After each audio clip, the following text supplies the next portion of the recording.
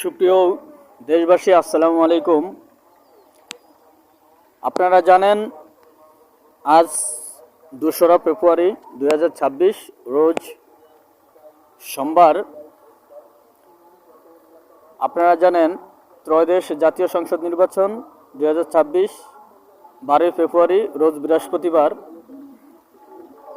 আপনার এবং আপনার পরিবারের পরিবার এবং আপনার আত্মীয় স্বজন যে যেখানেই আছেন, দেশ এবং দেশের বাহিরে, ইদানিং তো অবশ্যই আপনারা জানেন যে বিদেশে থেকেও বাংলাদেশের নিজ পছন্দের প্রার্থীদেরকে ভোট দিতে পারবেন। তো আমার একটা কথা হচ্ছে, বাংলাদেশ যদি জিয়াউর রহমান জন্ম না নিত তাহলে আমরাও জন্ম নিতাম না। বিশেষ করে জিয়াউর রহমান বাংলাদেশ স্বাধীনতার ঘোষণা দিয়েছেন।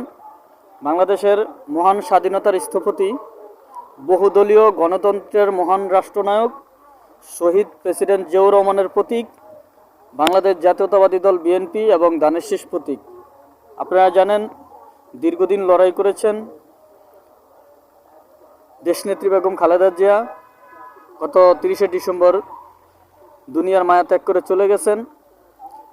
তার এই উত্তরসূরি বিএনপির বর্তমান ভাইস চেয়ারম্যান, তারুণ্যের অহংকার জনাব তারেক রহমান, ধানের শীষ প্রতীক। অবশ্যই সারা বাংলাদেশে বিএনপির প্রার্থীদেরকে অর্থাৎ ধানের শীষ প্রতীককে আপনারা সবাই ভোট দিবেন, দেশ ও দেশের খেদমত করার সুযোগ দিবেন। আপনারা জানেন বাংলাদেশের